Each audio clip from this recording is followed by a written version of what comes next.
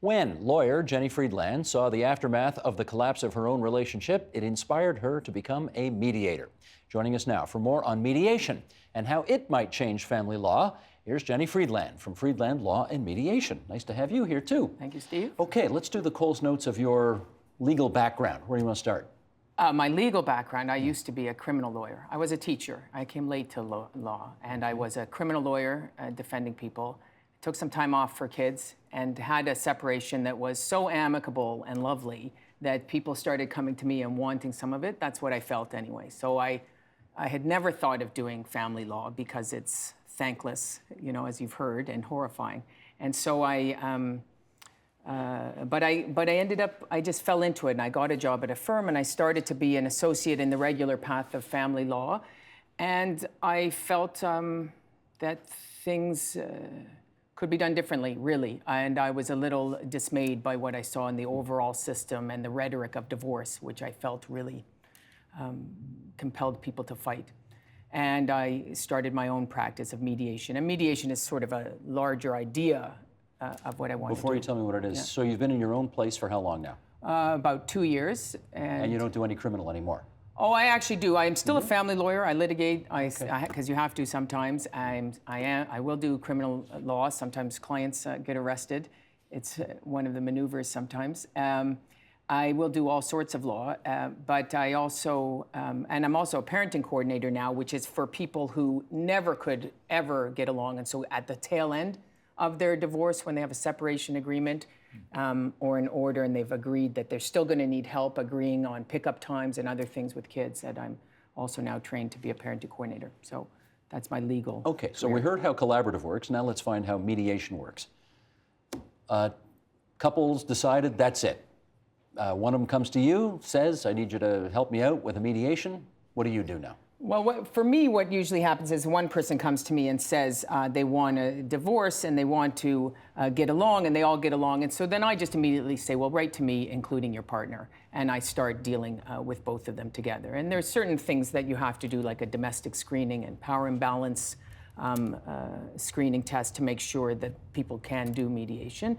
And then I just begin. I have to tell you, Steve, though, there are people who've done mediation for hundreds of years. You mentioned Phil Epstein and others. And I think I am a bit of an anomaly for me. I'm a little more interventionist. I really want people to just come in and get out happily like I did. How often does that happen? It happens. It can happen. More often than not? You have to, more often than not.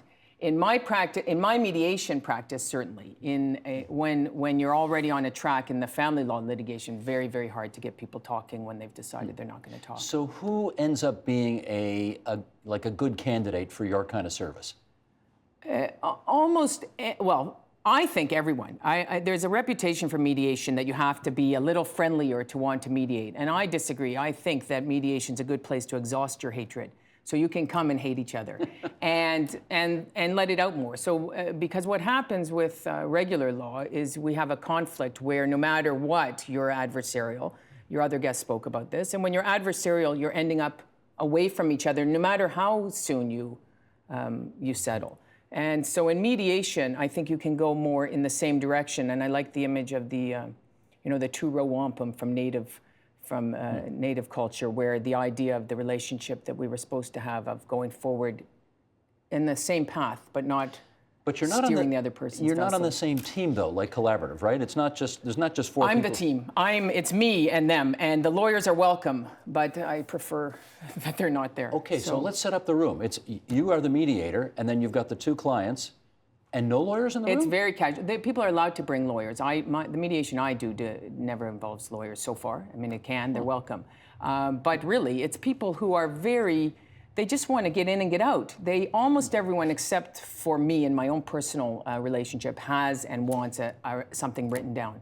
Everyone has a feeling that they must have something written down, or they can't possibly really separate or be divorced. And it's true for divorce, but certainly for common law people, whether you must have something written down, I might take issue with that. But everyone feels that they do.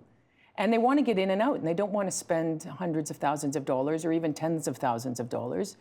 Sometimes they don't even want to spend $1,000, right? They just want to come in. And so my room, they come in and we sit down and we talk it out. And usually we can come to terms very easily. Why is it better, in your view, not to have the lawyers in the room?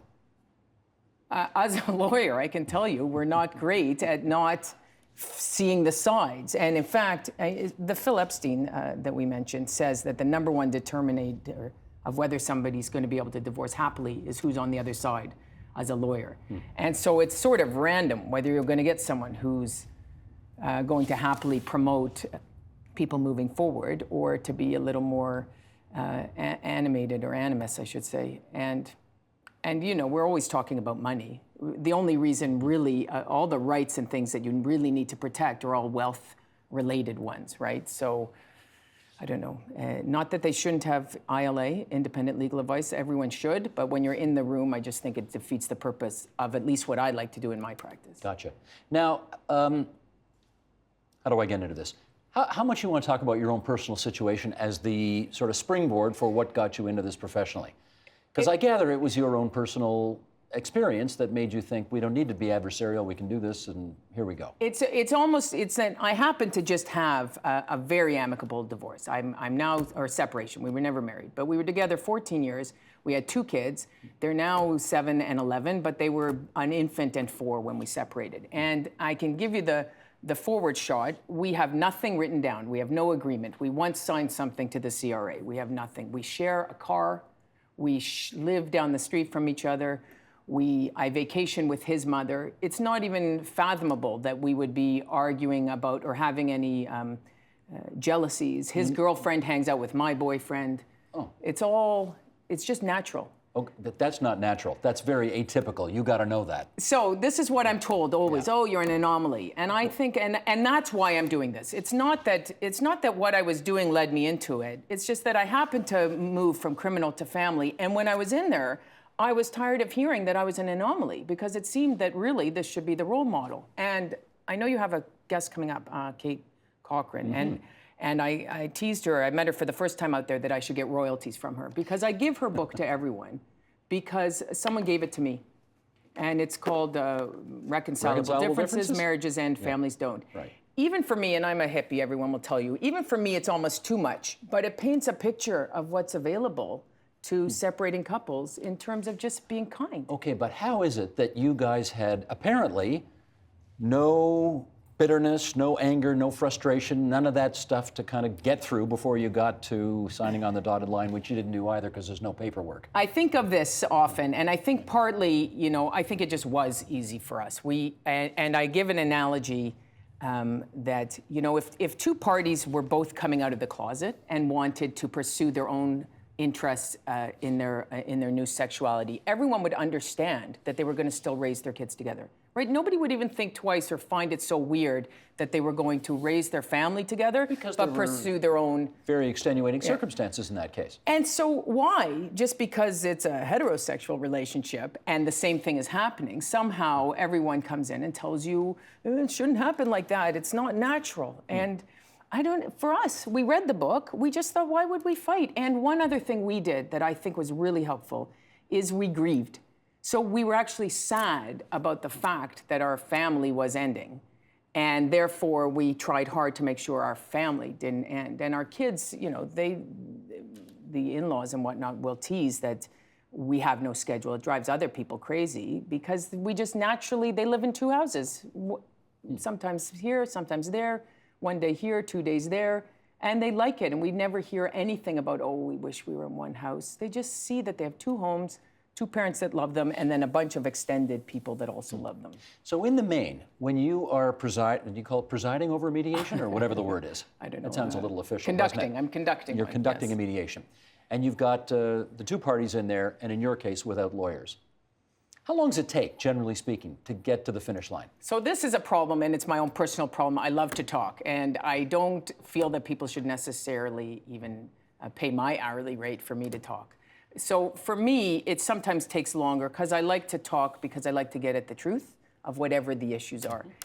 So I'm not a good judge of that in the sense that it could take anywhere from 6 hours to 6 days to 6 months to even longer. Maybe one person will drag their heels, there's more information you need, you sometimes have to send people out for items, just like in the collaborative law world, you know, pension valuations and whatnot. Have you managed to do a successful mediation in 6 hours? No. No, that's unusual. Well, you know, sometimes I've had clients who came in and really, they're very sure that all they want to do is deal with the house and that there's really nothing else. And I have to tell them they should still get their independent legal advice and they should still do everything else. And I make them sign waivers, but they're happy just having discussed how they're going to do that one issue and then they're done. Have you had anything that's lasted a year? I have some people that are still going on, but I think that's because they want to keep. That's the social work aspect of it, even though I'm not a social worker, I think, where people where they enjoy having a place to air their beefs. Gotcha. Right? How about, we heard in collaboration, when you agree to that process, that's it. You can't go to court afterwards, or you got to change lawyers, and it's a whole Megillah, as I think you say in law. How about in your situation for mediation? Is it, that's it? No, everyone can still go to a lawyer. And that's one of the drawbacks, in a way, of mediation, because you could do mediation for 6 hours, 6 months, or 6 years, and still not have an agreement at the end of the day. And then they go off and they get their independent legal advice, like I'm telling them to, and all of a sudden, what they've agreed to because they want to, because it's fair, is not what a lawyer would tell them they would agree to. And suddenly there's $20,000 or $40,000 or something else around, and it does go off to court, and I can't do anything about that. Now, what percentage would you say you are able to successfully bring to a conclusion under the mediation rules you've provided, and what percentage you just can't, and they end up in the courts anyway? Oh, for me, my clients are not going to court. They don't want to be in court, and I'm not the ones who are, and I'm not the mediator, though I could be. Currently, I'm not the mediator that does the litigation stream mediation. I see. So, I mean, there's also the process of mediation arbitration, which I can do, and my clients are welcome to participate in that, and I'm trained to do that, where you have, if mediation is not successful, I can become an arbitrator. And you decide. And make a decision. And do they have to live with that? And that hasn't, yeah, it's enforceable as an award, just like a court order. That hasn't been my experience yet, but it is one way to approach the end result if they're not going to agree in mediation. Okay. Why do you think family law today is so adversarial?